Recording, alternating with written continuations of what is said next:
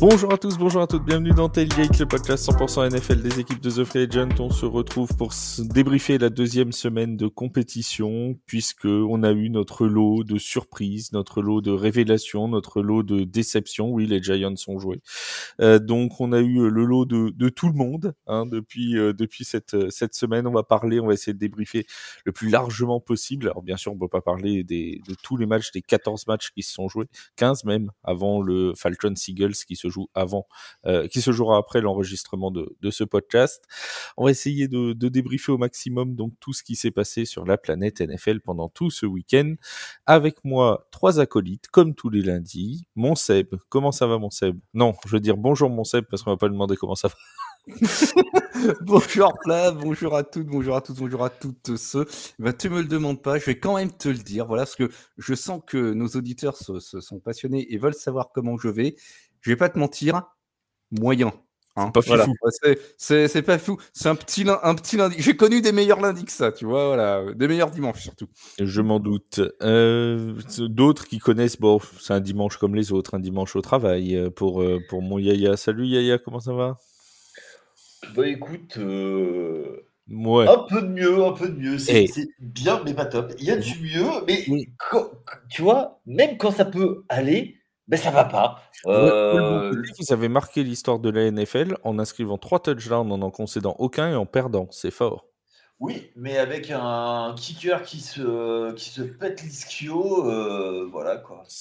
Vous êtes la seule équipe NFL de l'histoire à avoir réussi cet exploit et c'est pas une mince affaire, donc bravo quand même. Et oui, mais bon, on restera toujours une franchise qui a 4 fois plus de Super Bowl que ta franchise. Alors, profites-en de le dire parce qu'on en reparlera, mais peut-être qu'au mois de mars, tu pourras plus le dire.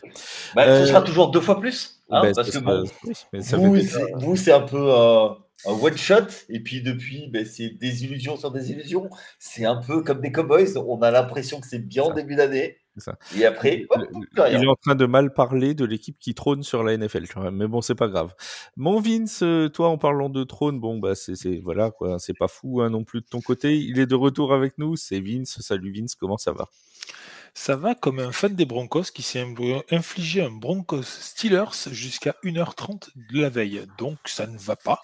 Mais je suis très content de vous rejoindre. On avait dit qu'on attendait une victoire des Broncos pour que je reprenne le podcast avec vous. Heureusement qu'on ne l'a pas fait, sinon vous ne m'auriez pas entendu de l'année. Alors, si ça peut te remonter le moral, tu n'as plus Broncos Valor. Voilà. C'est vrai. Et si ça peut te remonter le moral, il n'y a pas les Dolphins cette année au menu des Broncos. C'est déjà une bonne nouvelle pour eux. Tu sais que pendant un moment, on était sur les bases hier avec les Saints, sur les bases du 70 points de l'an dernier. Bah oui, parce que tu étais à 35 à la mi-temps. Donc j'y ai pensé. Peut-être qu'on va sauver les Broncos de l'humiliation. Et puis, je vais passer un coup de fil rapide à Denis Allen pour lui dire non, parce qu'après, je ne peux plus me moquer de Vince. Du coup, il a arrêté l'attaque aussi rapidement que ça.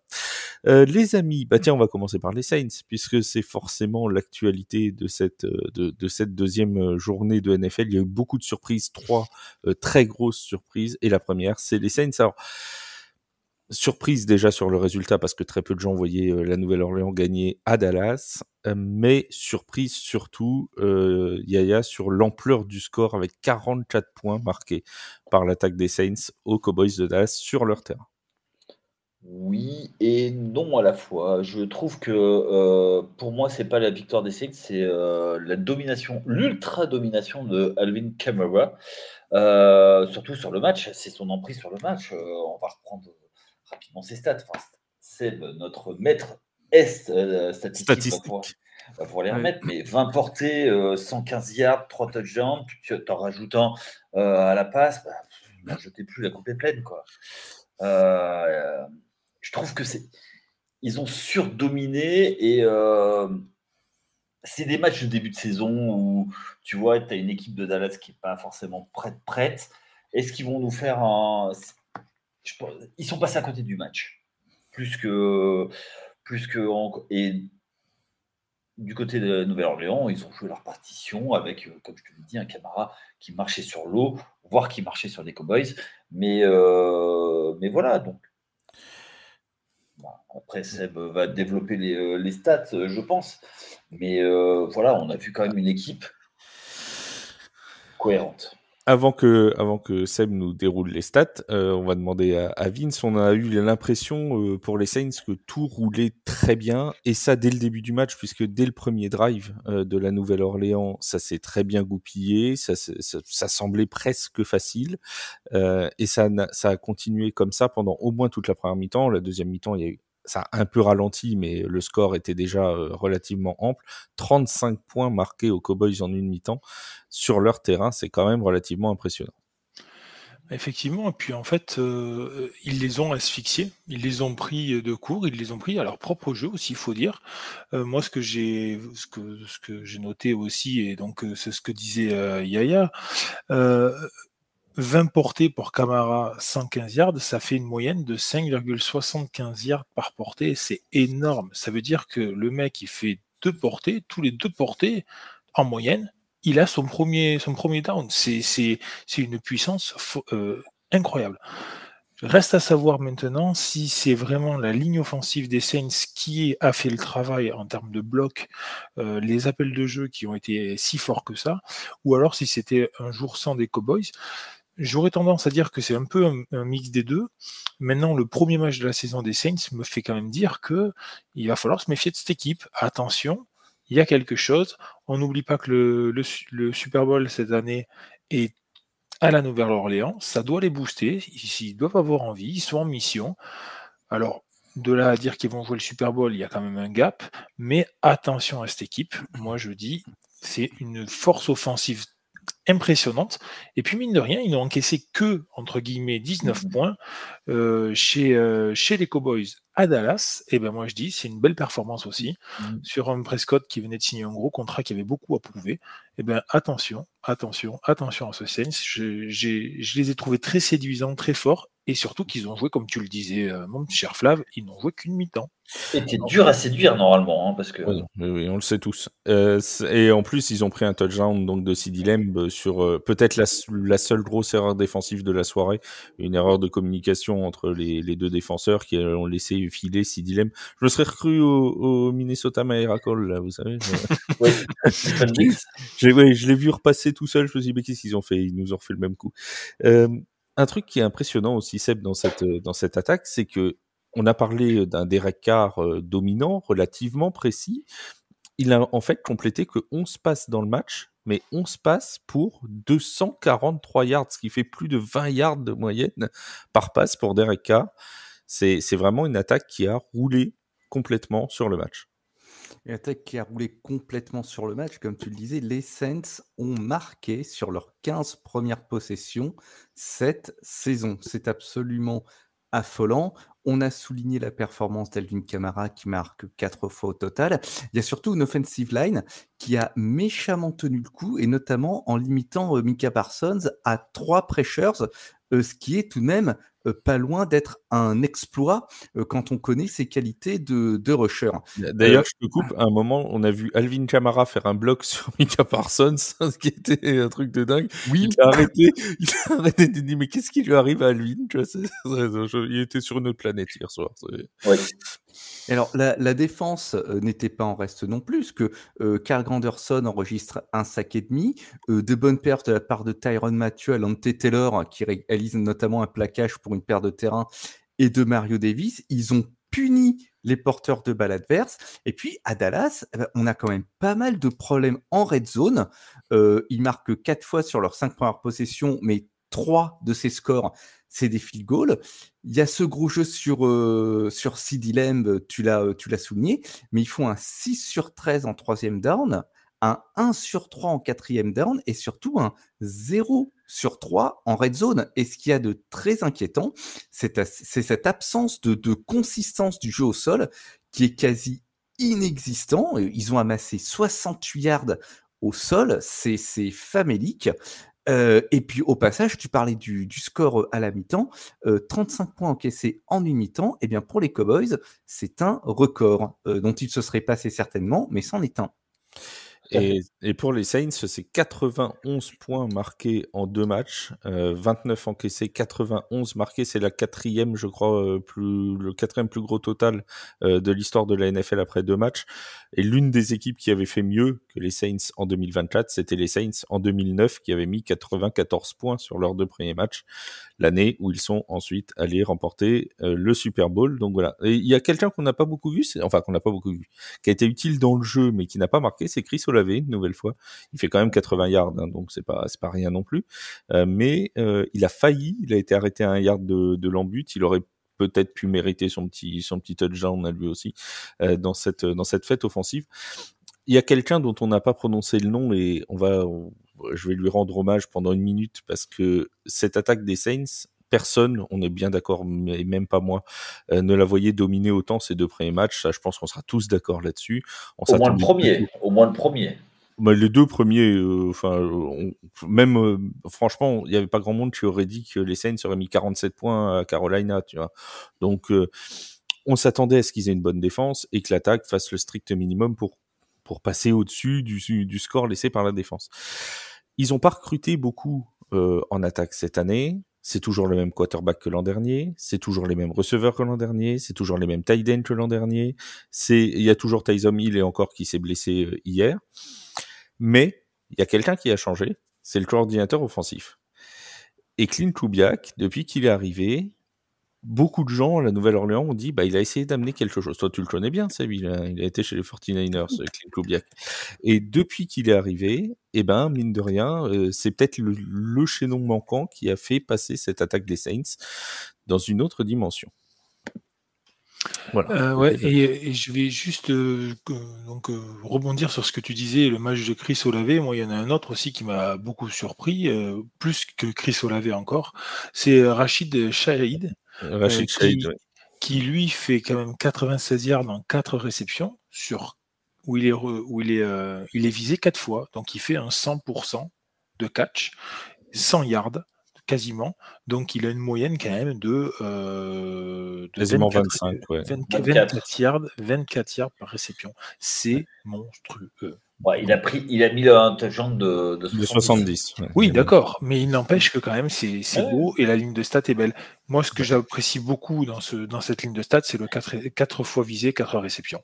Rachid Shaheed, qui avait déjà été l'auteur du tout premier touchdown de la saison pour les Saints, sur une longue passe déjà de Derek Carr contre les Panthers. C'est un jeu qu'ils ont mis 2 fois en 2 matchs. Hein, et je vais juste finir sur ce match aussi, parce que pour moi, c'est quand même très important. C'est Dallas qui... je vais avoir un mot pour Dallas. Cette équipe me fait un peu peur. Ils ont bien payé Dak Prescott. Je n'ai pas dit surpayé, je n'ai pas dit mal payé. Ils ont bien payé. Reste à voir, le futur nous dira s'il mérite ce contrat ou pas. Attention à la ligne. La ligne, c'était une des forces de Dallas. La ligne défensive pendant un temps, suivie après par une ligne offensive. Ça a été une des équipes qui a fait comprendre à la NFL le changement un peu et de bien payer les linemen offensifs pour protéger son QB. Ça a été une marque de fabrique pendant longtemps de la part de Dallas. Quand on voit effectivement le revenu famélique de la course hier, tu te dis forcément que la ligne offensive n'a pas été au point. Seb, je pense, ne me contredira pas là-dessus. Une course, c'est basé sur des appels de jeu forcément, mais aussi sur des blocs de ligne. Et là, ça n'a pas été le cas, ça n'a pas marché, ça n'a pas fonctionné. Il va vite falloir trouver quelque chose et rebondir parce que celle-là, elle va faire mal à la tête quand même du côté de Dallas. Oui, et oui, vas-y, Yaya, tu voulais dire un truc? Non. Moi, je plaide pour le match au sens, notamment de la ligne. J'espère. Je suis entièrement d'accord avec toi, Vince. On sait, moi, c'est des rivaux de division, donc on sait que j'ai pas forcément un amour immodéré pour eux, mais je pense qu'ils ont quand même un effectif pour faire des coups et ils seront quand même pénibles, mais je pense, et puis faut pas oublier non plus qu'ils étaient sur une grosse série de matchs, de victoires à domicile en saison régulière, et je plaide quand même pour l'accident. Oui, moi aussi. Moi aussi. Et pour les Saints, on saura très vite de quoi l'avenir pourra être fait, parce que la semaine prochaine, c'est un déplacement du côté des Eagles de Philadelphie. Donc, autant dire que ça va être... Il y a une série, là, ça va être Eagles, Falcons, Chiefs, Buccaneers, sur les 4 prochaines semaines. Voilà, au moins en 6e semaine, s'ils sont à 6-0, on pourra commencer à en parler. Et attention à Dallas, juste on parle du calendrier, attention à Dallas qui reçoit les Ravens la semaine prochaine. Gros match aussi. Ouais. Entre deux déceptions du jour, voilà. Et là, ça peut très vite mal se goupiller quand on connaît la pression qu'il y a, la pression médiatique sur Dallas. Tu as parlé des contrats. Tu payes deux de tes armes offensives et derrière, tu tournes à 1 pour une victoire, 2 défaites. La pression peut vite arriver et on sait que du côté de Dallas, ça rigole pas avec ça. Donc, et puis on va arriver en octobre. Les pressions, l'Oktoberfest et tout, c'est connu. Exactement. Et juste pour dire une petite chose pour tes Saints, ils auront 24 heures de récupération en plus que les Eagles. Les Eagles, ouais. Donc ça peut jouer aussi sur la fraîcheur. Et puis Seb, je l'aime beaucoup et je suis navré de ce que je vais te faire, Seb, mais il faut qu'on en parle. Deuxième surprise de la semaine. Assieds-toi, faut que je te parle. Voilà. Tu vas rester seul dans le noir. Bon, tu vas passer une semaine dans le noir, mais pas beaucoup plus. Avec les 49ers, ça dure jamais très longtemps. Les 49ers de San Francisco qui ont été battus 17-23 par les Vikings du Minnesota. J'ai envie de dire, c'est un peu le même questionnement que le Saints Cowboys. Est-ce qu'on est là sur une énorme performance des Vikings ou sur une contre-performance des 49ers, Seb ? J'ai envie de répondre les deux, mon colonel. Un premier chiffre, les 49ers n'ont pas gagné à Minneapolis depuis 1992. Bon, la tendance n'a pas changé cette saison. Du côté des Vikings, moi, je pense que Tom Flores, en défense, a vraiment mis en place un plan qu'il a parfaitement appliqué. Le plan, c'était de mettre Brock Purdy sous pression. Il a quand même encaissé 6 sacs et 13 pressions. C'est son plus grand nombre depuis ses débuts. Et il nous fait également une interception. Il perd un fumble. Et au fur et à mesure que le match avançait, il avait l'air d'être de moins en moins à l'aise. Alors, les Niners, certes, 399 total yards sur la journée, c'est quand même une belle moisson, mais il y a seulement 17 points marqués. Ils vont 4 fois dans la red zone, et sur ces 4 fois, ils perdent la balle sur down la première fois. Ils font un 2 sur 10 en troisième down. Ils font trop d'erreurs avec un punt bloqué et un punt return échappé qui a failli coûter cher. Et puis, on a... moi, je voudrais lancer un avis de recherche. Où est passé Brandon Ayuk parce que 4 réceptions. Il cherche encore son contrat. Ah bah non, il cherche plus son contrat. Non, ça c'est bon, il l'a trouvé. Mais alors, là par contre, j'ai une vraie question. Est-ce que cette transparence de Brandon Ayuk sur ce match, c'est l'application du plan de Tom Flores qui a parfaitement fonctionné? Parce qu'en fait, le match, il se conclut juste avec une possession d'écart, hein. C'est un 17-23, c'est pas non plus une raclée, mais Minnesota, ils ont fait un match appliqué, sérieux, et en défense, ils ont appliqué leur plan du côté de leur attaque. Sam Darnold, il a été efficace, 17 sur 26, 268 yards, 2 touchdowns, il rajoute 32 yards au sol, il met une interception aussi, mais qui est pas vraiment de son fait, c'est vraiment Fred Warner qui va chercher la balle. Et puis, surtout, Darnold, il n'a jamais semblé aussi confiant et efficace en NFL. La preuve, c'est cette passe de 97 yards sur Justin Jefferson qui est absolument magnifique. Et puis, il y a aussi une super complétion sur Jalen Nailor entre 3 défenseurs sur une 3e et 8. Je ne sais plus à quel moment du match ça se déroule. Je crois que c'est en 2e mi-temps. Non. C'est en 3e quart, ouais. C'est en 3e quart, voilà, exactement. Non, match appliqué de la part de Minnesota, San Francisco qui fait trop d'erreurs. Attention Vikings quand même, la victoire a peut-être coûté cher. Jefferson et Addison sont blessés, Hawkinson est sur la PUP list. Aaron Jones a fait un tour sous la tente en fin de match. Ça risque de faire du monde à l'infirmerie la semaine prochaine. Alors, quelques nouvelles, justement. Jordan Addison était blessé juste avant, enfin, était blessé depuis la semaine dernière. Hein. Le match contre les Giants, il était effectivement indisponible. Il n'a pas joué hier. Pour ce qui est de Justin Jefferson, il est sorti pendant le 3e quart-temps, si je dis pas de bêtises, au début du 4e. Visiblement, d'après les infos que Kevin O'Connell a donné en conférence de presse ce lundi, Il n'y aurait pas d'inquiétude particulière. Il devrait reprendre l'entraînement en fin de semaine et normalement être actif la semaine prochaine. Il n'en reste pas moins que c'est effectivement une alerte santé. En parlant de santé, Yaya, est-ce que Oui. forcément la question va revenir, hein, est-ce que l'absence de CMC a pas trop pesé? Un seul être vous manque et tout est dépeuplé, j'ai envie de te dire. Parce que Mason fait encore ses 100 yards hein, quand même. Oui, mais au bout d'un moment, faut scorer. Parce que si tu regardes en termes de yards, San Francisco est juste 4 derrière. Ils ont 24 first down. Minnesota en a que 17. Et en termes de possession, ils ont plus la balle. Et au bout d'un moment, si tu scores pas, tu restes à la merci. Et en l'occurrence, là, ils étaient derrière. Donc, ils n'ont pas réussi à reprendre le contrôle du match en temps et en heure, nos amis du Minnesota. Niners, pardon. Donc, c'est un peu comme pour Dallas, c'est typiquement les matchs de début de saison des grosses équipes qui sont en rodage et le fait qu'il manque CMC accentue ce manque. Donc oui, CMC manque dans son efficacité, surtout à scorer. Donc on le savait. Ouais, c'est Christian McCaffrey qui a d'ailleurs été placé sur la liste des blessés, hein, qui sera donc indisponible pour au moins les 4 prochaines rencontres, maintenant les 3 prochaines rencontres des 49ers. Oui. Attention, c'est blessure tendon d'Achille Ouais. et mollet. Et mollet, ouais. En fait, c'est très nébuleux. Hein. On ne sait pas trop ce qui.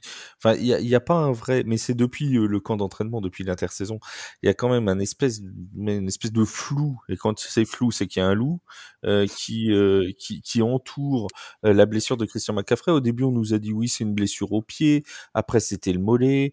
Maintenant, on a appris que c'était aussi un peu le tendon d'Achille. Il devait être indisponible pour la première semaine et puis là pour le match contre les Vikings. Maintenant, il est mis sur la liste des blessés.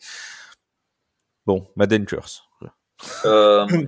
Juste une chose, si c'est vraiment le mollet qui est blessé, c'est très embêtant parce que c'est une blessure de fin de carrière qui sent la fin de carrière en fait, dans le sens où c'est très très difficile de revenir de cette blessure. Et toi, c'est ce qui t'est arrivé au moment où tu allais passer pro et puis voilà. Ah non, moi c'est les croisés. Les croisés, ouais. Les croisés, tu connais. C'est les cheveux qui se sont croisés chez Léa. Non mais arrêtez avec mes cheveux, c'est signe de sagesse, s'il vous plaît. Pour revenir sur la blessure de CMC de manière très rapide, en fait, il faut bien imaginer qu'une blessure au mollet au football américain, c'est quelque chose qui est très compliqué. C'est un muscle qui est hyper sollicité, rien que par le positionnement de départ. Quand on se met dans la fameuse position de 3 points pour démarrer, on est un petit peu sur l'avant et c'est les mollets qui tirent tout le temps. En fait, on a les mollets en constante extension. Donc, quand on a joué au football américain, on comprend que ces blessures-là au mollet sont quand même assez dangereuses et pour une suite de carrière. Voilà, donc je dis pas que c'est la fin de sa carrière, je l'espère pas parce que c'est un joueur qui reste fantastique et j'adore voir ce joueur. Mais c'est vrai que je suis assez pessimiste, comme tu le disais, sur le flou artistique qui réside dans la blessure. Ça me fait un peu peur. Ouais. Il y aura peut-être un changement d'utilisation du coup. Exactement, c'est possible. Ouais. Et pour revenir sur le match aussi, on a parlé beaucoup. Juste avant, Vince, juste rappeler que CMC est aussi, parce qu'on a tendance à l'oublier après cette très bonne saison de l'an dernier, mais c'est quand même quelqu'un qui a été sujet aux blessures toute sa carrière. Oui. Hein. Oui. Et c'est d'ailleurs pour ça qu'on avait dit au moment du trade des 49ers avec les Panthers, attention, ça se trouve les Panthers ont fait une sacrée bonne affaire parce que c'est un très bon joueur, mais il est blessé tout le temps. Malheureusement, il est peut-être rattrapé aussi par ses blessures à répétition. Encore une fois, on ne lui souhaite pas et on espère pour lui qu'il reviendra le plus rapidement possible. Oui, Vince, tu voulais ajouter quelque chose? Je voulais juste dire, donc Yaya et Seb ont justement parlé du match, effectivement. Attention, donc quand quand on étale les stats de ce match-là, c'est qu'elles sont quand même faussées aussi par une action. C'est la fameuse réception de 97 yards qui cache aussi beaucoup de choses. C'est-à-dire que quand on voit le temps de possession de San Francisco, comme l'a dit Yaya, il est énorme par rapport à celui de Minnesota, hein, puisqu'on est à peu près à 35 minutes contre 25 minutes. Donc c'est quand même 10 minutes de possession de balle d'écart. Mais sur un drive, Minnesota arrive à marquer un TD en quelques secondes. Donc voilà, c'est ça aussi qui fait la différence. Et maintenant, je rejoins mes deux acolytes et toi, Flav, qui pense. Les deux alcooliques. Ah non, les voilà, deux alcooliques. qui disent qu'effectivement, à un moment donné, dominer c'est bien, mais il faut savoir marquer. Et là, c'est ce qui pêche un peu. Et c'est justement là où, pour moi, CMC a manqué un petit peu. Beaucoup. Parce que CMC, tu l'envoies, il enfonce une défense, il sait enfoncer une défense, quoi. Voilà. Et il sait lire une défense. Il manque un finisseur dans cette attaque. Exactement. Il manque un finisseur, ça drive, mais ça va pas au bout. Tu parlais tout à l'heure. C'est pour ça qu'ils avaient payé Ayuk à un moment. Mais justement, c'est ce que j'allais dire. Tu parlais de Ayuk, mais je pense que Ayuk, la gestion de son contrat lui a fait peut-être perdre aussi un petit peu d'influx en ce début de saison. À voir comment ça va être dans le futur. Mais je pense qu'il va falloir un peu, lui, qui reprenne conscience et que ses coéquipiers aient confiance en lui, parce que ça a été quand même assez particulier. On ne savait pas jusqu'au dernier moment, tout ça. Donc, voilà, il faut un peu de temps. Mais ça va. Il y en a certains qui arrêteraient de courir après l'argent et qui courraient plus après le ballon, ce serait peut-être plus intéressant. Voilà. Et juste pour finir, ça vaut aussi dans la rédaction de TF1, je vous le dis. Pour faire l'allégorie avec le premier match, autant Dallas, ça m'inquiète un peu, autant les Niners, je ne suis absolument pas inquiet pour eux. Les Vikings, prochain match, ce sera très très très intéressant puisqu'ils vont jouer contre les Texans de Houston en semaine 3. C'est deux équipes invaincues qui vont se rencontrer. Pour les 49ers, ce sera un match face aux Rams de Los Angeles, un match donc de division pour les 49ers. Troisième grosse surprise dans cette deuxième semaine de compétition, et celle-là, honnêtement, si quelqu'un l'avait prédit, on lui tire notre chapeau. Ce sont c'est la victoire des Raiders de Las Vegas 26-23 sur le terrain des Ravens, menés encore de 10 points à 12 minutes de la fin. Les Raiders ont réussi à renverser la tendance, Yaya, dans un match qui a été très longtemps fermé. Ouais, c'était un match très fermé. Alors attends, je retrouve mes stats. Moi, c'est un match que j'ai suivi avec notre catchou national par message et qui est fan des Ravens. On salue catchou d'ailleurs. Ouais, on lui fait un big up. Ouais, c'était extrêmement fermé. Et moi, j'ai pensé qu'à la mi-temps, comme il score sur la mi-temps par Justin Tucker, il tourne avec un field goal d'avance et derrière il marque. Je pensais qu'ils allaient baisser le rideau et force est de constater, c'est que du côté des Raiders, un peu comme les deux matchs d'avant, j'ai l'impression que c'est une équipe qui est en rodage et c'est un match de début de saison où tu sais que tu vas en lâcher un et c'est le match où rien ne va et où surtout, plus exactement, tout va dans le sens des adversaires, où les adversaires ont tout qui fonctionne et avec un Davante Adams qui a marché sur le match avec ses réceptions, donc 9 réceptions, 110 yards, un touchdown, le touchdown qui mène à l'égalisation. Oui. Et surtout, du côté de Baltimore, je pense qu'ils ne sont pas encore, et surtout Lamar Jackson, ils ne sont pas encore habitués à jouer avec King Henry, où l'an passé, Lamar Jackson, lui, prenait beaucoup de courses. Là, maintenant, il doit surtout être dans un rôle de passeur et donner la balle à Derrick Henry. Bon, je pense que c'est vraiment une équipe qui est en rodage et ils vont y aller, ils vont revenir du côté des Ravens. J'ai l'impression, je sais pas si vous vous en souvenez, mais d'avoir revécu revécu, d'avoir vécu à nouveau le match de l'an dernier des Raiders contre les Chiefs à Noël, le 25 décembre, où ils avaient fait déjouer Kansas City presque complètement et qu'ils avaient gagné pareil sur un écart de 3-4 points si ma mémoire est bonne. Et c'était l'une des premières victoires d'Antonio Pierce qui avait repris l'équipe. Ça avait fait un véritable exploit dans la NFL. Ouais, c'était un vrai séisme parce que on s'était dit, bon, les Raiders, de toute façon, offensivement, c'est pas terrible. Ils vont se faire découper contre les Chiefs. C'était un petit peu le même discours avant ce match contre Baltimore. Mené de 10 points à 12 minutes de la fin, il n'y avait pas grand monde. Des fois, il y a les win probability là, sur la Fox et tout. J'aurais bien voulu la voir à ce moment-là. À mon avis, elle était très haute pour Baltimore. Et puis finalement, ils ont rien lâché, Seb, avec leurs armes, les Raiders. Rien lâché avec leurs armes, surtout une attaque qui se réveille pardon, en deuxième mi-temps. Parce que jusqu'ici, quand même, Las Vegas nous avait donné 6 cartons de football en comptant le match de la semaine dernière, assez anémique offensivement. Big up à Gardner Minshew quand même qui a gardé son sang-froid alors qu'en début de match, il mange quand même très très chaud. Il prend 2 sacs dans le dos que j'aurais pas voulu encaisser parce que si je les avais encaissés, je serais pas là pour vous en parler à mon avis. Et puis oui, effectivement, avec leurs armes, et en particulier Davante Adams, que Yaya a cité, qu'on retrouve avec 9 réceptions, 110 yards, un touchdown, et puis Brock Bowers, le rookie, 9 réceptions, 98 yards, un joueur dont on attendait beaucoup, mais peut-être dont on n'attendait pas tant aussitôt, et qui déjà commence à prendre son importance, à prendre du volume de jeu dans cet effectif. D'ailleurs, le duo Adams-Bowers, c'est 21 targets à eux deux sur le match et c'est 17 targets répartis sur le reste de l'effectif. C'est dire l'importance qu'ils prennent. Le point noir en attaque, ça reste le jeu au sol qui est resté scotché au sol, hein, justement. 27 yards amassés, c'est quand même pas fifou. Et moi, je m'interroge vraiment parce que l'offensive coordinateur Luke Getsy, il avait créé une attaque au sol dominante avec Chicago lors des 2 saisons précédentes. Donc moi, ça me fait quand même, ça me fait me gratter le crâne un petit peu quand je regarde ça. À souligner la perf de Max Crosby en défense. 6 plaquages, dont 5 solos, 2 sacs. Il a passé l'après-midi sur le rable de Lamar Jackson. Il n'y a pas d'autre terme hein, quand il était pas dans il s'est occupé du calamar, du coup.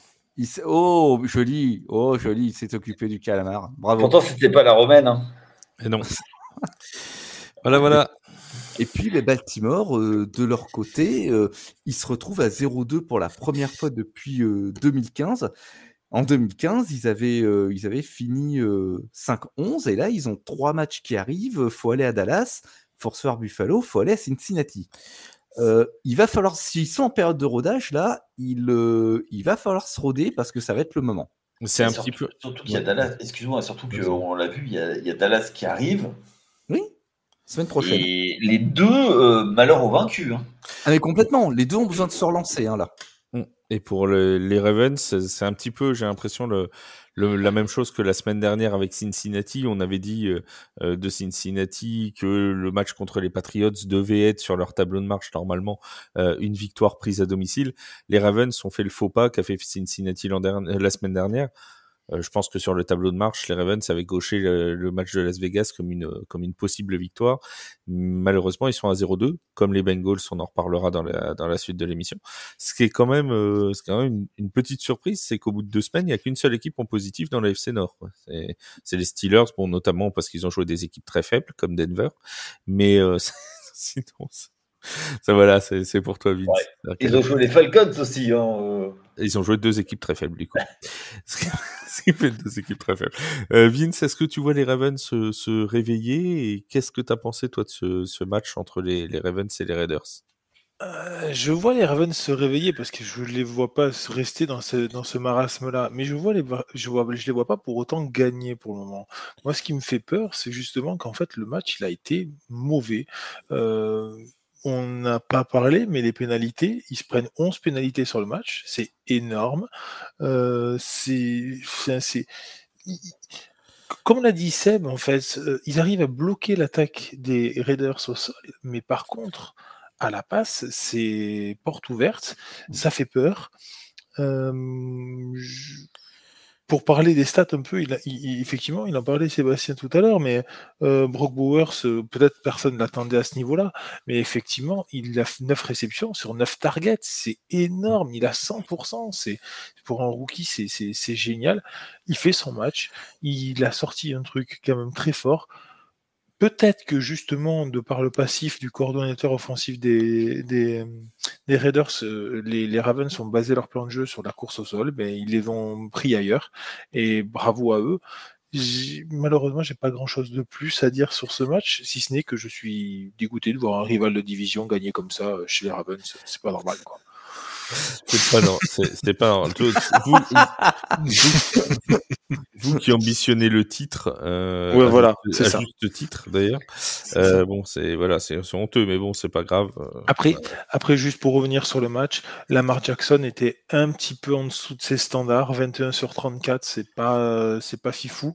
Derrick Henry a été vraiment pas mauvais du tout, il a été même plutôt à l'aise avec 4,67 yards en moyenne sur 18 portées, qui font 84 yards en tout, c'est vraiment pas mal.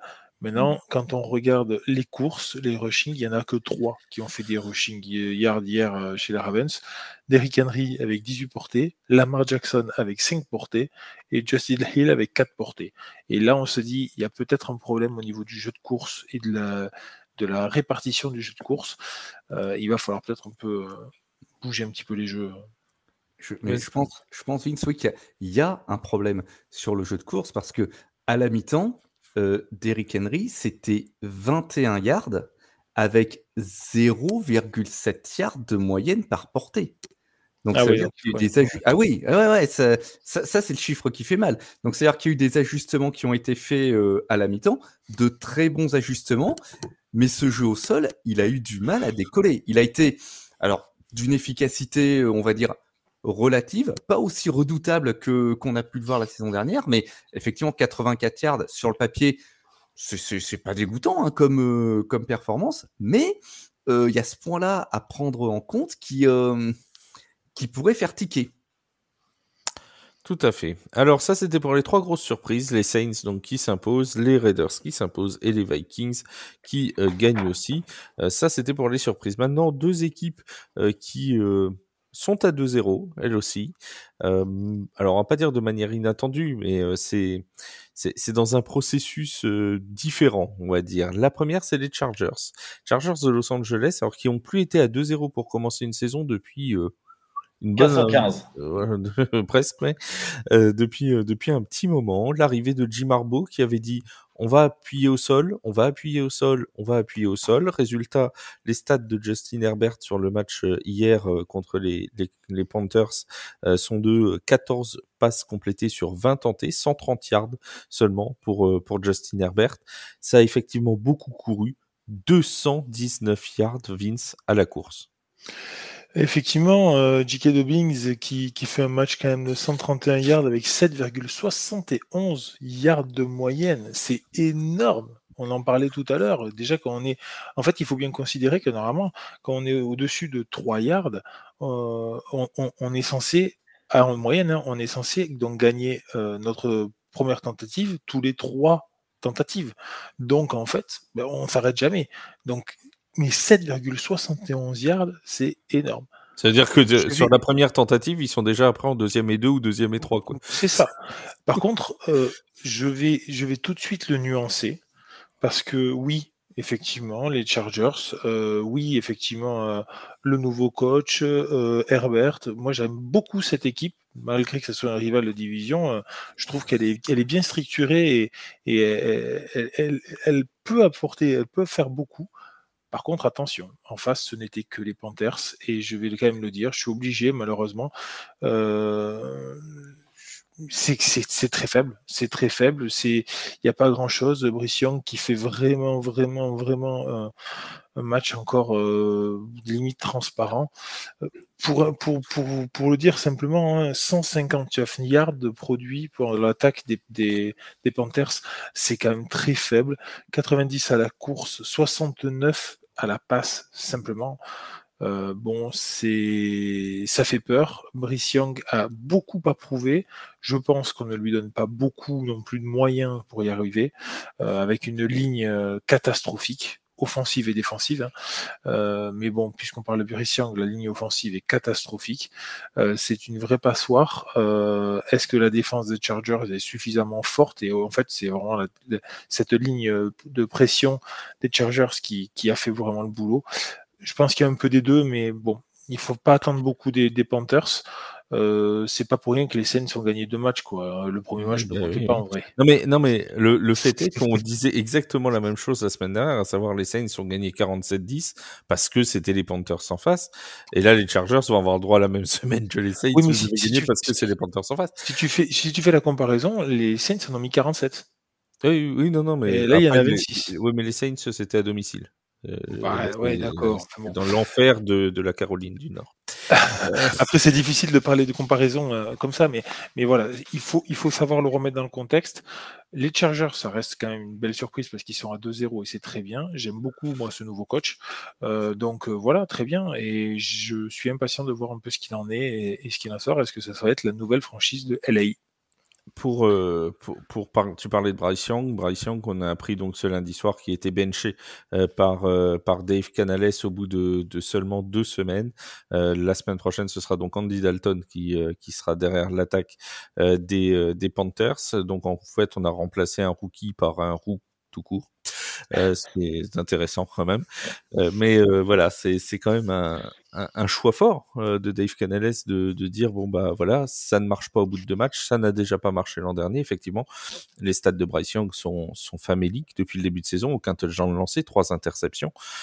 Bref, c'est vraiment pas terrible. L'an dernier, c'était sa saison rookie. Là, ça part mal. Alors, est-ce que tout est de sa faute? Probablement pas. Hein, ça, c'est très clair. Il n'en reste pas moins que le choix a été fait. Ce sera donc Andy Dalton qui sera quarterback titulaire la semaine prochaine pour un match contre les Raiders. Oui, Yaya. Tagada, hein. Attention. Ouais, pour moi, c'est vraiment une mesure de protection pour le protéger, le pauvre Bryce Young. Ouais. Pour éviter qu'il soit. On rappelle quand même que les Panthers ont sacrifié pas mal de tours de draft pour aller chercher Bryce Young. Si, on a compris, Vince. Tagada, voilà, les Dalton, on a compris. Si, on est limité niveau blague, mais quand même, celle-là, on l'avait. C'est juste que tu sais, quand on relève pas, ce qu'on veut pas relever, tu vois. Tu vois. Niveau calembour, Yaya, il est là. Il en laissera pas un passer, t'inquiète pas, il n'y a pas de souci. On ramène pas notre fraise à chaque fois, hein, mais Non, non, mais pour moi, pour revenir à Bryce Young, il fait de la peine. Bah oui. La semaine dernière, que ce soit la semaine dernière ou là, j'ai l'impression qu'il ne sait même pas pourquoi il est sur le terrain. Bah oui. C'est le problème. On ne lui donne pas les moyens, encore une fois, attention. Mais complètement. Et ça, on revient à la déclaration de Tom Brady durant l'été. Oui, sauf que lui, c'est pas un rookie. C'est plus un rookie. Oui, mais il disait que mettre un quarterback rookie, c'est compliqué, quoi. Et j'ai peur qu'il ait cramé ce pauvre Bryce Young. Hein. Moi, j'ai de la peine pour lui. Hein.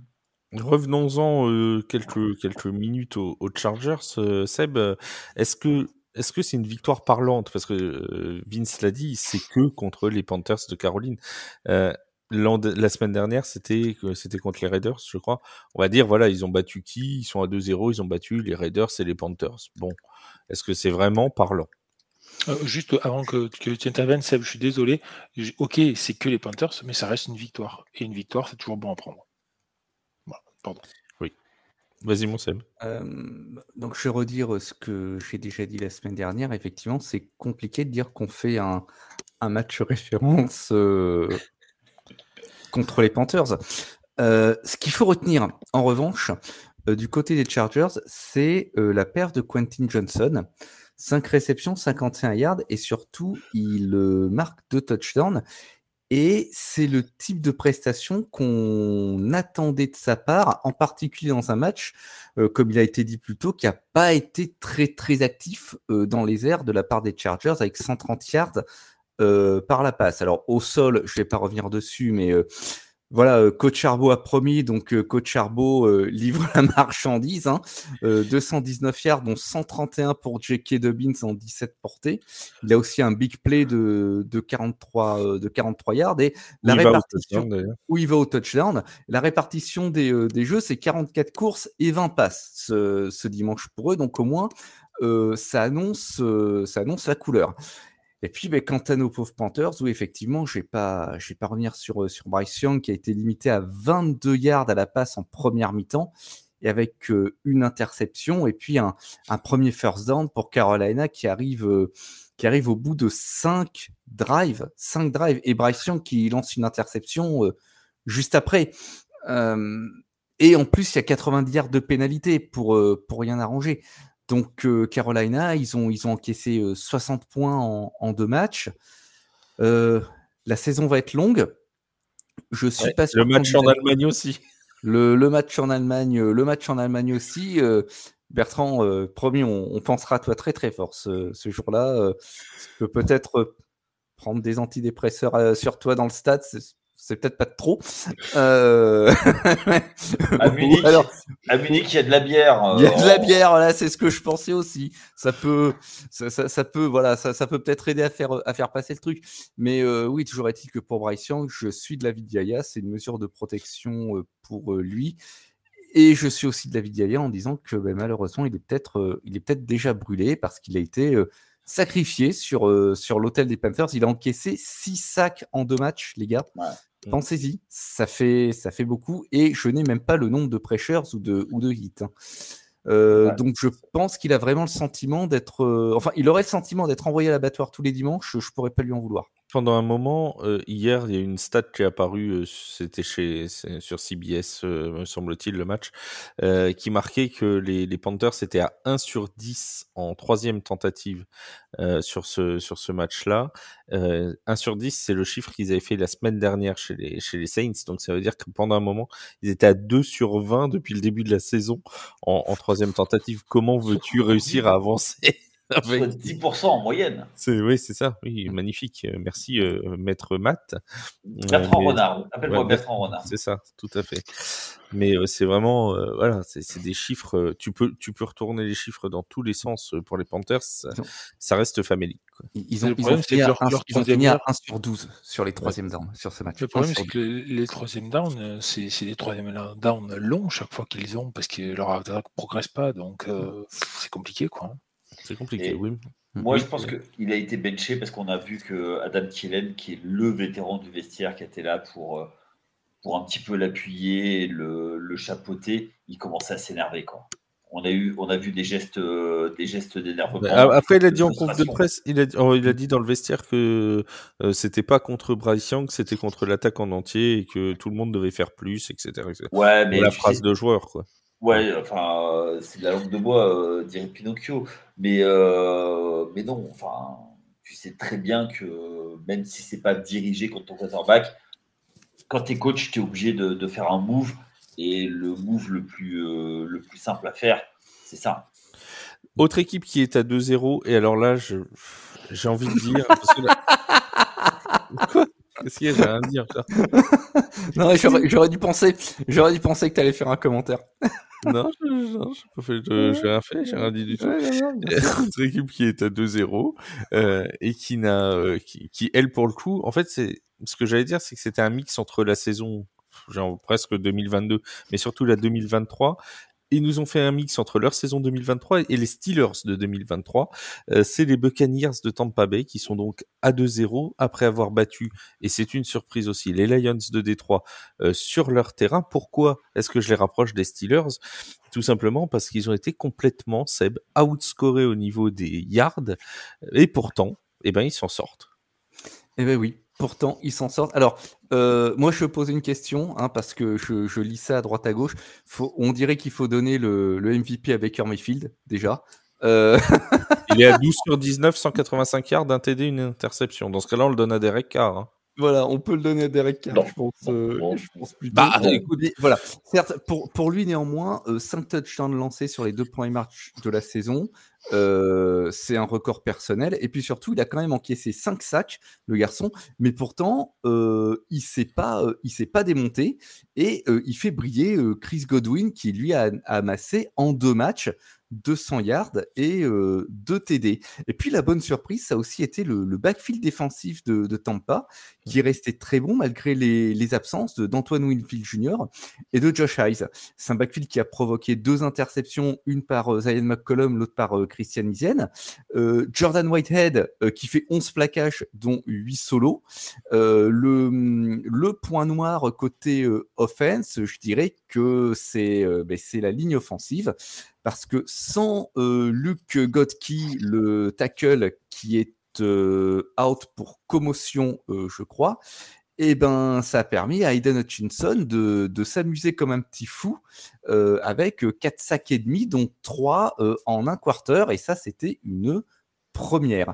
D'ailleurs, Aiden Hutchinson a un sac lors de 4 matchs consécutifs, et c'est la plus longue série par un joueur des Lions. Tout à fait. Et moi, ce qui m'interpelle quand même avec cette équipe des Buccaneers, c'est, encore une fois, je vous dis, tous les ans, c'est la même chose avec les Buccaneers depuis 3-4 ans, ouais, depuis au moins 2-3 ans. C'est, à chaque fois, on lui dit, oui, il y aura peut-être mieux qu'eux dans la division. Cette année, c'était les Falcons. On disait, il y aura peut-être mieux qu'eux et tout. Et finalement, ils arrivent toujours à s'en sortir. C'est quelque chose de dingue. Ils sont encore à 2-0 avec des victoires, contre les Commanders à domicile. On pourrait reparler de Washington. Mais là, contre les Lions, même si au niveau des yards, ils sont en dessous, même si il y a eu des choses plus ou moins bonnes. Enfin, je suis désolé, mais leur jeu de course, il interroge quand même. Quand tu vois que le meilleur coureur de l'équipe, c'est Baker Mayfield avec 34 yards, moi, je suis désolé, ça me pose question. Je veux dire, tu prends les yards des autres, on est à 36, quoi. C'est quand même.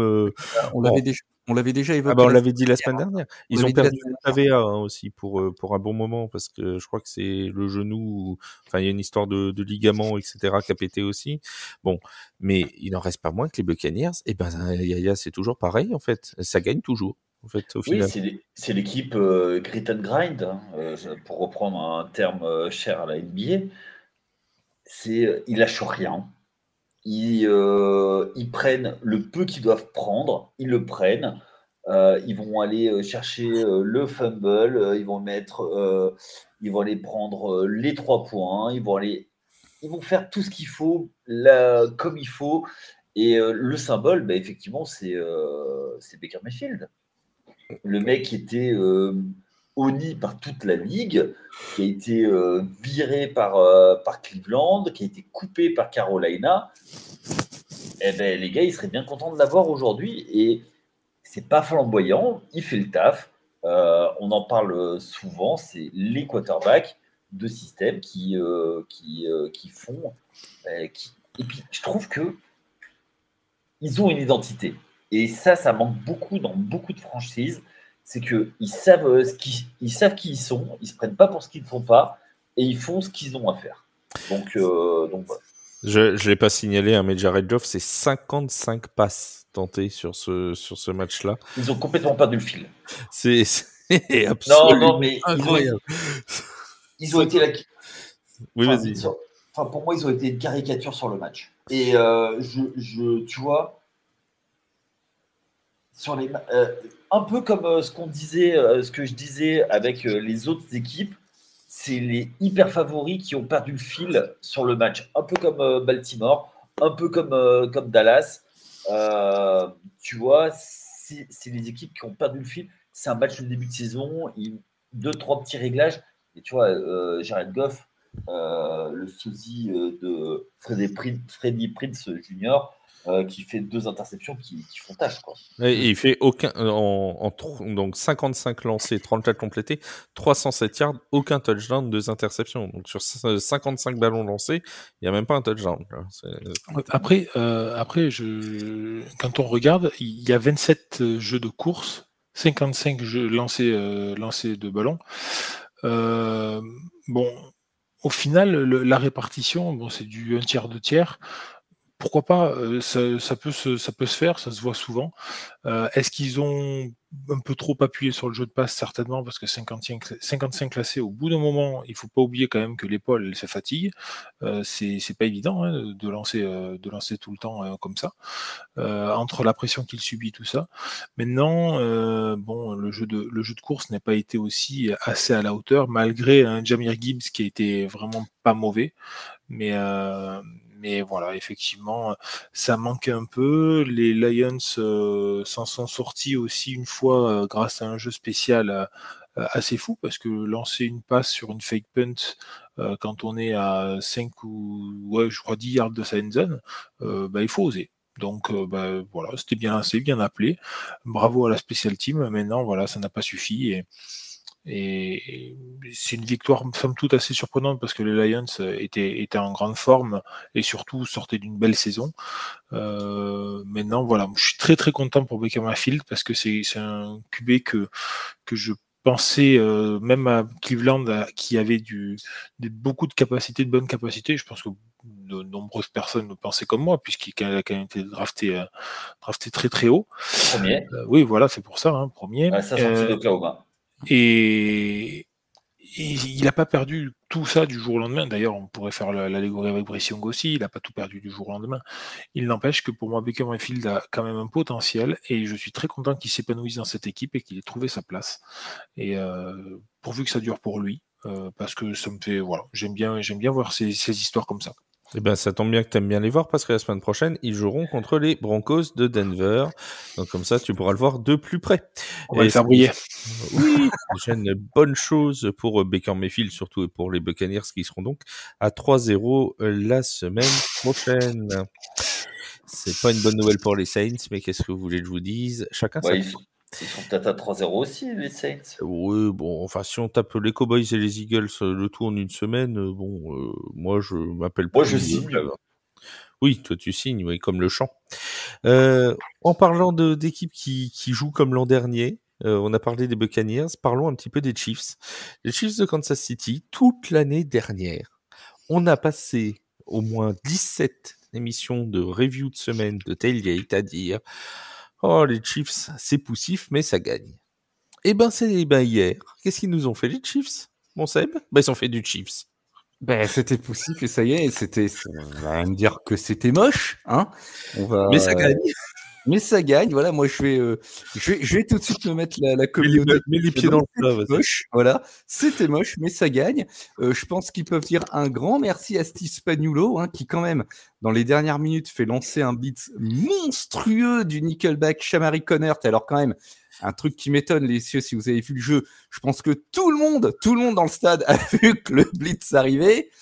Sauf du côté des Bengals, il est allé saquer Joe Burrow absolument untouched. Il est passé au cœur de la ligne et ça a forcé Cincinnati à punter et ça a redonné une possession de plus à Patrick Mahomes et ça a permis de mettre Harrison Butker avec un petit peu d'aide de la défense adverse qui fait une jolie interférence sur une 4e et 16. Qui ne doit jamais arriver. Elle ne doit jamais arriver, cette interférence. Elle est mauvaise, elle est pas belle. Attendez, messieurs, je vous laisserai la responsabilité de ces propos. Moi, je ne parle pas d'arbitrage. C'est un néant-nuit. Donc, j'ai jamais parlé d'arbitrage, mais c'est très mal défendu. Parce que sinon, voilà, Mahomes a quand même une petite journée avec 2 interceptions lancées, Chris Steele qui fait un fumble, Travis Kelce qui est transparent. Il y a un touchdown de 44 yards de Rashee Rice, c'est quand même à sauver offensivement.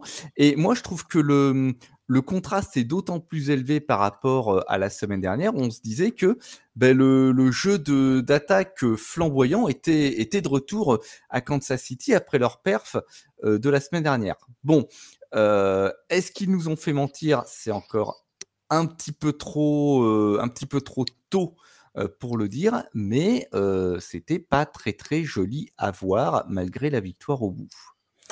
Bon Yaya, vas-y, je sens que tu as envie de parler.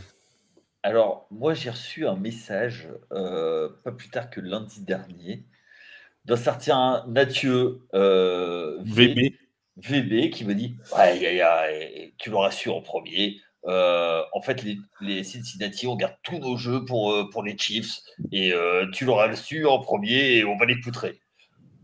Bon, voilà. Mais le plan s'est déroulé sans un coup, pour te dire un peu à la Nebel Smith, mon cher Mathieu. Et, non, mais il y avait quand même du mieux du côté des Bengals par rapport à la semaine 1, c'était le jour et la nuit quand même. Oui, complètement. Complètement, ils auraient même dû gagner. Ils auraient dû gagner, oui. Mais tu vois, un peu le titre, tant qu'il n'y a pas tuture, mais ils auraient dû gagner. Un peu à l'instar de tout ce qu'on a dit ce soir, moi je pense que c'est. On est un début de saison, donc c'est un nid à surprise avec des équipes où les dynamiques sont pas établies et c'est le genre de match qui peut faire du bien justement aux Chiefs et de les rassurer par rapport à ce qu'ils doivent faire. Donc moi ça m'étonnerait pas. C'est des victoires qu'il faut prendre. Ils gagnent sur le buzzer en plus et il n'y a rien de mieux pour souder l'équipe. C'est un petit peu tu serres un petit peu des fesses, ça fait du bien. Bon, ça, c'est sa responsabilité de ces propos-là. Non, mais ça fait du bien à la confiance de gagner comme ça. Tout le monde n'a pas l'esprit mal placé comme vous, Monsieur Flav. Mais voilà, donc bon, voilà. Après, un peu trop court du côté des Bengals. Mais ça laisse entrevoir des choses pour revenir. Mais eux aussi sont à 0-2. Et c'est les deux équipes de l'AFC Nord auraient dû être qui auraient dû être en tête, sont à 0-2. Donc ça va promettre une belle bataille encore.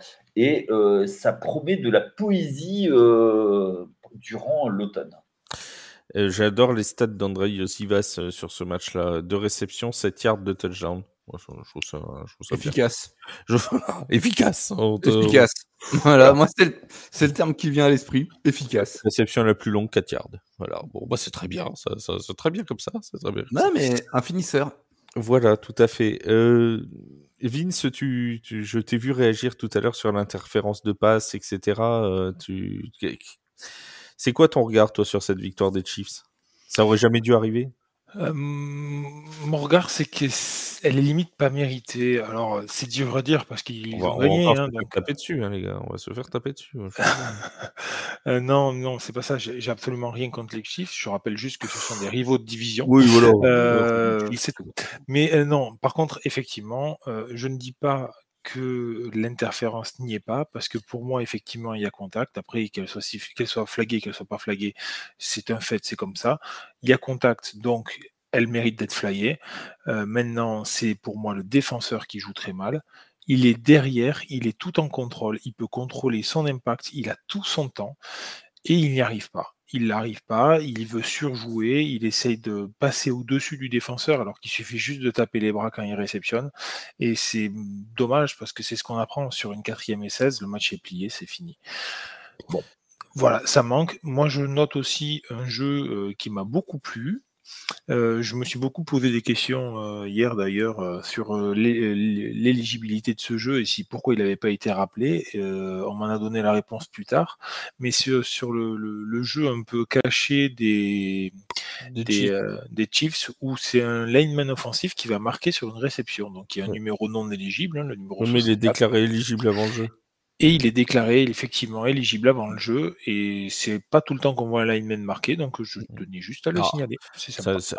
Chez les Salut Olivier Bourdin des Mousquetaires oui, mais bon, pour autant, dans une NFL où on a souvent des jeux très stéréotypés, très voilà, il faut faire comme ci comme ça fait du bien de voir un petit peu ce genre de jeu-là et ce genre de joueurs, parce qu'on oublie les linemen qui ont effectivement un rôle très important dans l'attaque, mais qui ont aussi des capacités physiques très fortes, une explosivité incroyable, parce que pour faire ces blocs-là, je vous garantis qu'ils ont une explosivité folle, et il y en a certains qui ont aussi des mains et qui arrivent à attraper des ballons. Dans les années 90, c'est les Bills qui avaient un jeu avec, je ne sais plus quel lineman, je crois que c'était Tasker ou Tasker, un truc comme ça, qui régulièrement mettait des TD. Maintenant, c'est les Bulls. les Bills. Et je sais plus quelle équipe faisait ça, mais c'était un lineman qui décrochait régulièrement les deux tackles droit et gauche qui décrochaient régulièrement pour aller chercher des ballons et faire des courses en reverse. Je me souviens plus quelle était l'équipe, mais voilà, ça arrive.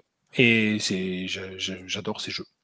Alors, les questions de nos auditeurs, les fameuses questions avec une Les question. Bengals ont-ils lancé leur saison? Putain, je voulais le dire, j'ai oublié. Ça Bon, ne je me répondra casse. pas à notre question si les Bengals ont démarré leur saison. J'ai oublié. Non, j'allais Mais le commencer jour avec où Arthur ira chez le coiffeur. Hein. J'allais commencer avec une question de Kevin qui nous dit Matt LaFleur est-il le meilleur head coach de la NFL? Bah, en tout cas, ça pousse. LaFleur pousse, ouais. Tout à fait. Ouais. Non, les Packers qui ont gagné 16-10 contre les Colts, sans doute pas le plus beau match de cette semaine, mais au final, est-ce qu'on en attendait mieux avec Malik Willis au centre de l'attaque des Packers? Absolument pas. Donc c'est plutôt une bonne surprise, les Packers, dans cette semaine. Bah, faut qu'ils fassent Surtout le que dos rond. les Colts ont montré des bonnes choses l'année dernière. On pouvait s'attendre aussi ce qu'ils soient dans la continuité. Maintenant, dire que c'est le meilleur, bon, c'est certainement Je un pense peu que de c'était provoque parce qu'il un est peu de fan des Packers. provoque, mais en tout cas, il montre des choses et c'est quand même très intéressant ce qu'il arrive à tirer de son effectif. Notre ami Jiasu qui sur Discord nous dit environ 11% des équipes se qualifient en play-off après un départ de 0 victoire et 2 défaites. Laquelle, selon vous, pourrait se qualifier cette année? On a les Broncos, les Bengals, les Colts, les Jaguars, les Rams, les Ravens et éventuellement les Falcons s'ils perdent ce soir. Évidemment, j'ai enlevé les Giants et les Panthers des choix, hein, puisque bon, faut pas non plus croire en tout ce qu'on raconte. Les Broncos, bien sûr.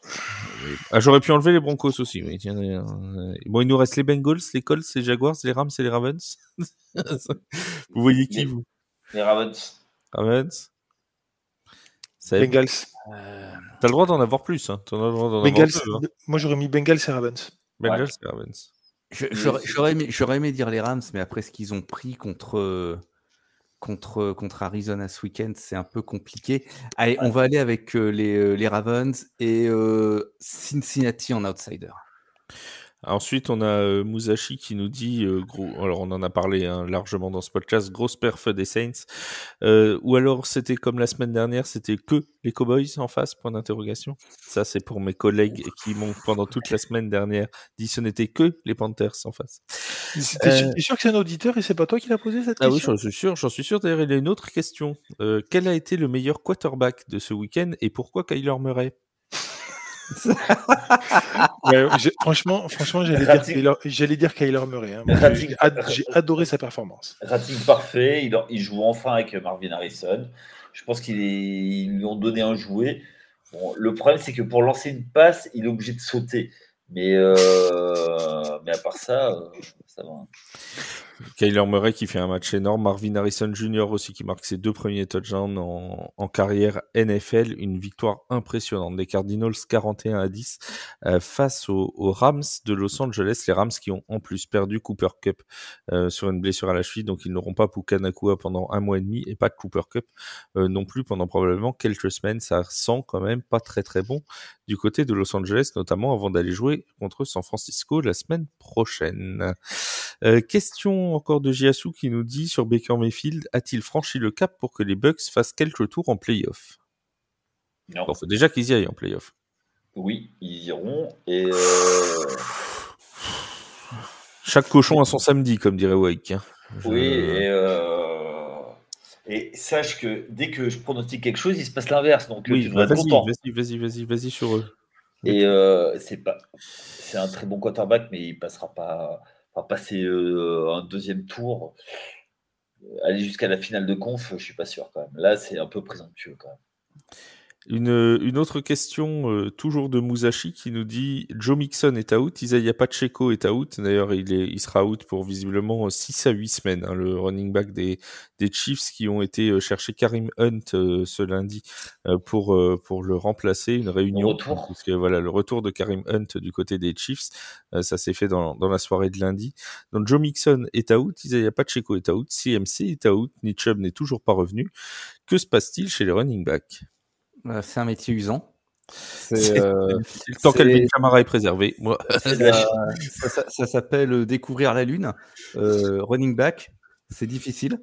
La moyenne NFL sur le poste, c'est 4 saisons. Je parle de moyenne NFL globale. Hein. Il y a des running backs qui ont des carrières beaucoup plus longues que ça. Mais c'est usant. Ce qui arrive, c'est que running back, on se fait taper dessus et puis à un moment, ça casse, tout simplement. Le principe du running back, c'est de prendre une balle et de foncer dans un mur et de passer. Voilà. Des fois, ça passe pas.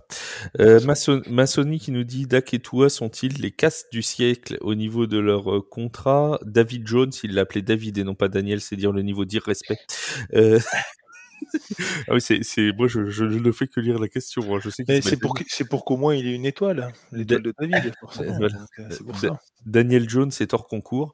Alors, on va pas répondre à cette question pour la simple et bonne raison que ce sera le thème du podcast de jeudi, notre top 5 des quarterbacks surpayés dans la ligue. On risque de bien se marrer et de parler de Daniel Jones pendant 3 quarts d'heure.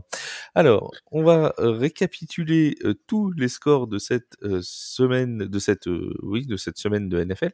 Ça avait commencé donc jeudi avec la victoire des Bills de Buffalo 31-10 face aux Dolphins, avec la blessure notamment de Tua Tagovailoa, une blessure assez spectaculaire, malheureusement une nouvelle commotion cérébrale pour le quarterback des Dolphins. A noté la vague de solidarité des Bills, plus de $20 000 récoltés venant de la fan des Bills pour la fondation de Tua Tagovailoa depuis sa blessure. Une victoire des Commanders 21-18 sur les Giants de New York, un dimanche comme tous les autres. Victoire des Jets 24-17 sur le terrain des Titans. Victoire à l'arraché des Seahawks 23-20 en prolongation contre les Patriots. Victoire des Vikings, on en a parlé, 23-17 sur les 49ers. Victoire aussi des Browns 18-13 contre les Jaguars de Trevor Lawrence qui sont à 0-2 eux aussi pour démarrer cette saison. Les Packers qui s'imposent 16-10 face aux Colts. Les Buccaneers qui sont imposés 20-16 face aux Lions. Les Saints qui ont battu les Cowboys 44-19. Les Chargers s'imposent 26-3 contre les Panthers. Les Raiders 26-23 contre les Ravens. Les Cardinals qui cartonnent donc contre les Rams 41-10. Les Steelers qui s'imposent sans non plus être flamboyants. À la Steelers, j'ai envie de dire 13-6 contre les Broncos de Denver.